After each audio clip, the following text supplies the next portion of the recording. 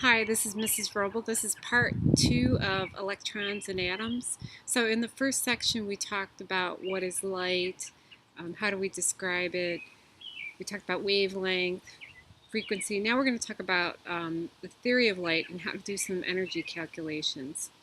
So there was a physicist by the name of Max Planck, and he came up to a theory that light is essentially a flow of energy. He also determined that light can be best described as energy packets or photons. So whenever you hear the term photon, just assume that we're talking about a packet of energy. And in his theory, he states that light is essentially just pure energy. So like I said before, it has no mass. Okay, so this calculation, you may or may not be familiar with it. C is the speed of light.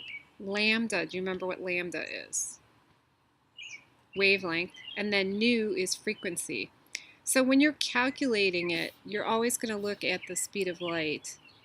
And please remember that the speed of light is 3.00 times 10 to the 8th meters per second.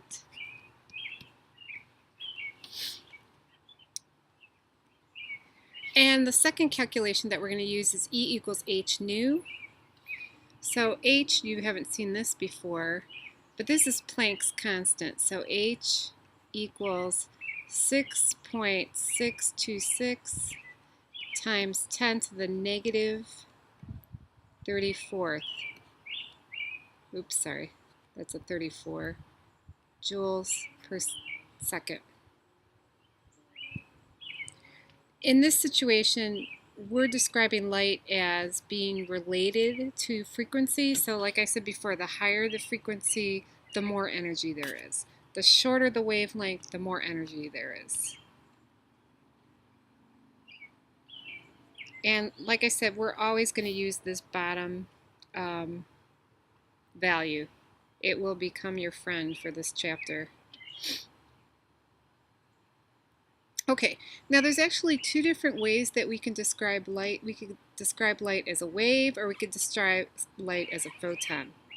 Now when you're looking at light as a wave, we're looking at radiant energy. So we're looking at the light that's coming from the sun, essentially.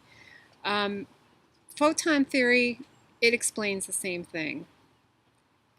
For wave theory, so we're talking about velocity, and we're looking at the speed of light once again. And remember, I told you the speed of light stays the same. The only time it changes is if it goes through a medium. So if it goes through air or if it goes through water, we're talking about a different speed.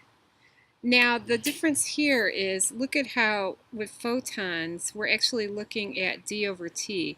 So d equals distance and t equals time.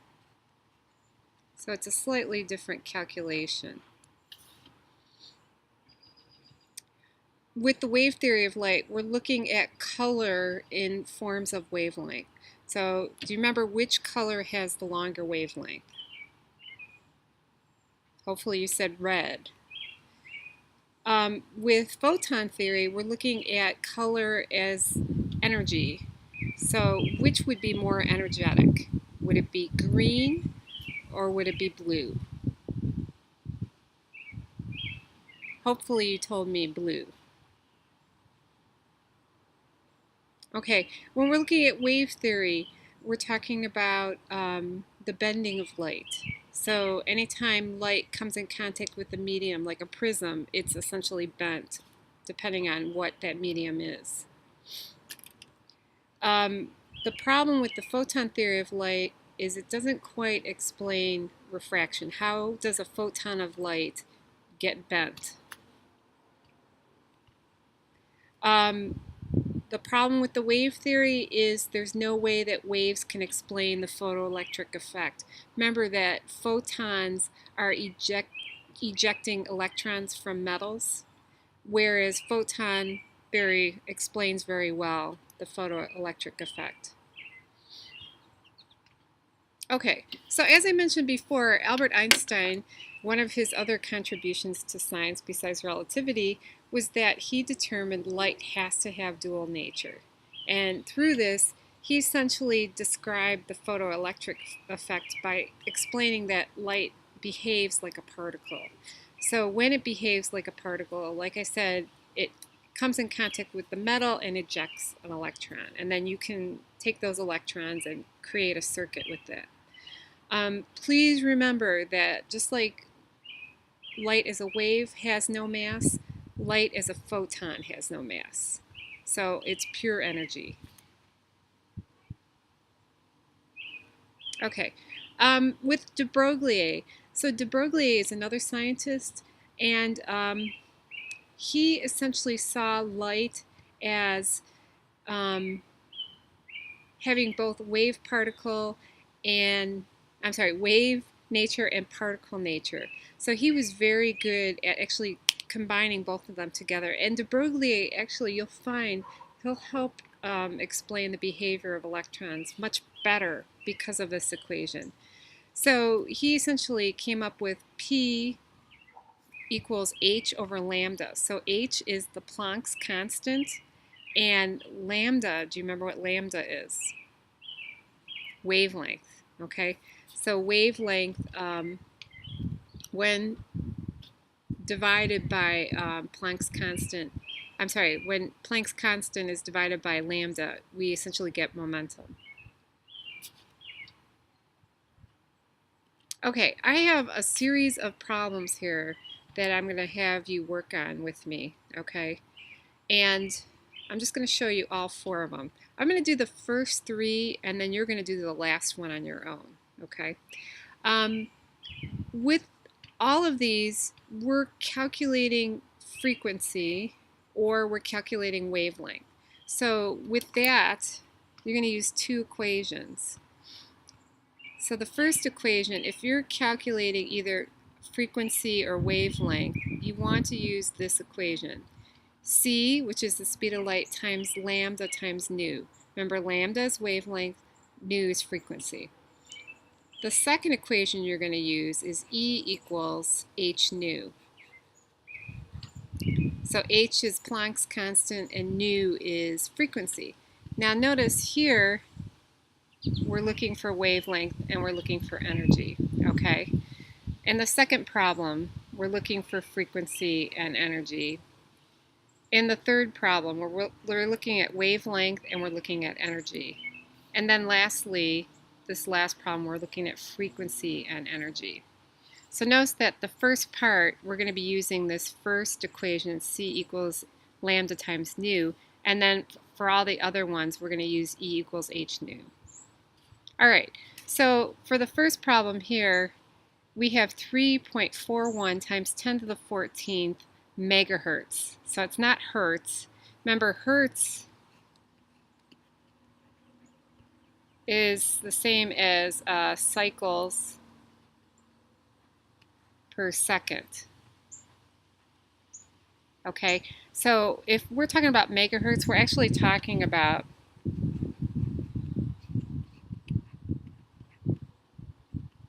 one times 0 times 10 to the 6th hertz.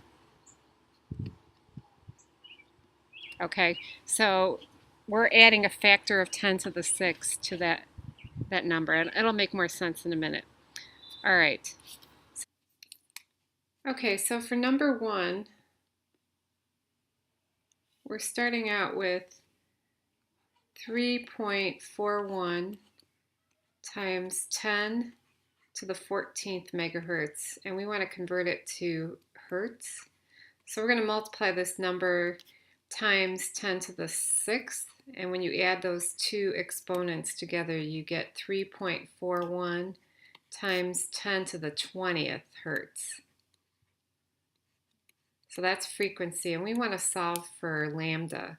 So C equals lambda times nu. So we're going to take 3.00 times 10 to the 8th meters per second equals, and we don't know what lambda is, we're solving for that, times frequency, which is 3.41 times 10 to the 20th hertz, or cycles per second. So when I calculate lambda, I'm going to take 3.00 times 10 to the 8th and divide it by 3.41 times 10 to the 20th. Now I want to show you that on the calculator here.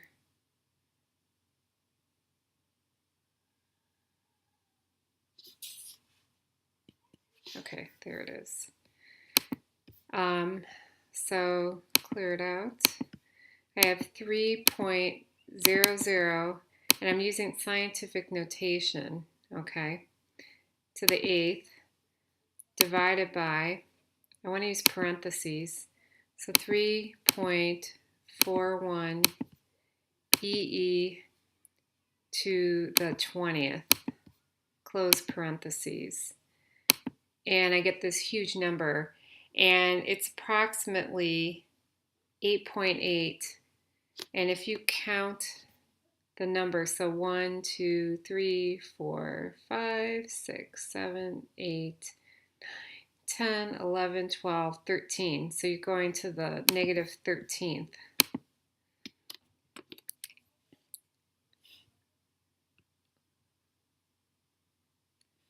So lambda equals 8.80 times 10 to the negative 13th meters. So that's lambda. But we're not done because they want to know energy. So E equals h nu. And we're going to say, in parentheses, 6.626 times 10 to the negative 34th. And that's in joules per second. And our frequency, we said, was what, 3.41 times 10 to the 20th per second. Okay, and when we do that calculation, we get 2.26 times 10 to the negative 13 joules. And that makes sense because if you took the two exponents, negative 34, and you added that to 20, you get approximately negative 14. And that's pretty close to 10 to the negative 13th. Okay, so for number 2, oops, sorry, I need my pen again.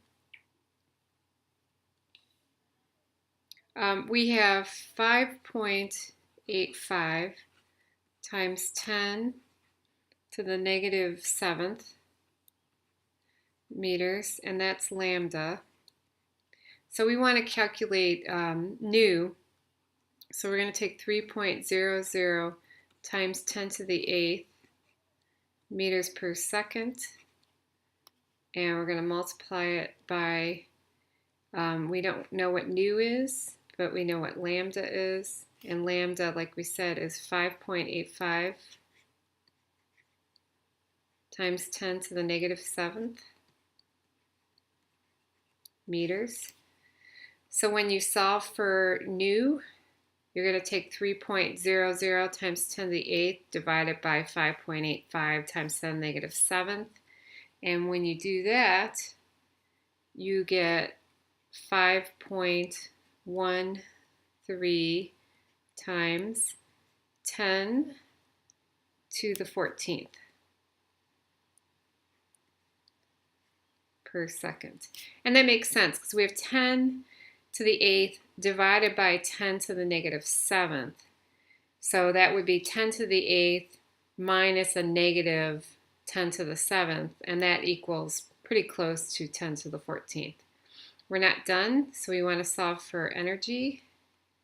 So we're going to have 6.626 times 10 to the negative 34th, and that's joules times second, times the nu that we just calculated, which is 5.13 times 10 to the 14th per second.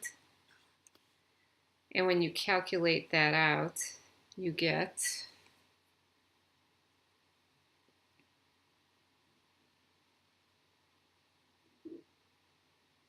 sorry, I'm trying to find my answer there. Oh, too many numbers. 3.40 times, that's a 0, 10 to the negative 19th. And that makes sense, because if we have a negative 34th plus a positive 14th, that's pretty close to 10 to the negative 19th. Okay, I want to clear this out so I can do another one here. Okay, so problem number 3. I'll do a different color this time. Okay, so problem number 3, we have 1.590. Now it's kilohertz, and what happens is we're essentially going to multiply it by 10 to the 3rd. So it ends up being 10 to the 6th hertz. And we want to solve for lambda. Yeah, we're solving for lambda. So lambda is going to be 3.00 times 10 to the 8th meters per second. And we're going to divide it by, oh sorry, that line looks lovely, doesn't it? 1.590 times 10 to the 6th per second. And when we do this, we get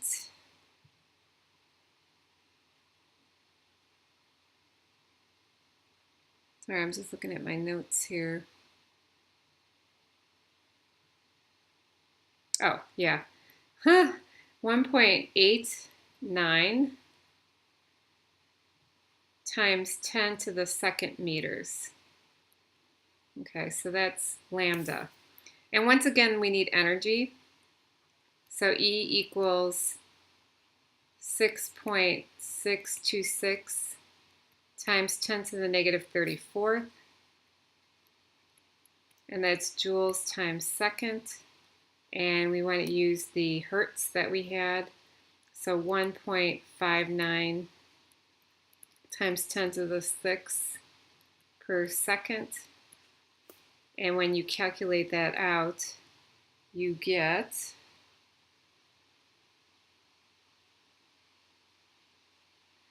1.0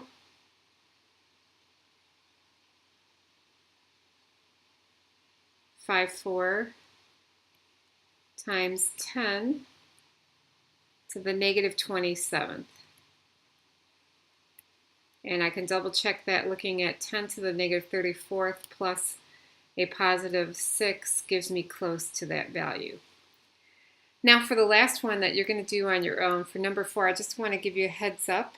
The value that you want to start with is 6.71 times 10 to the negative 12th. And that's in meters. So that would be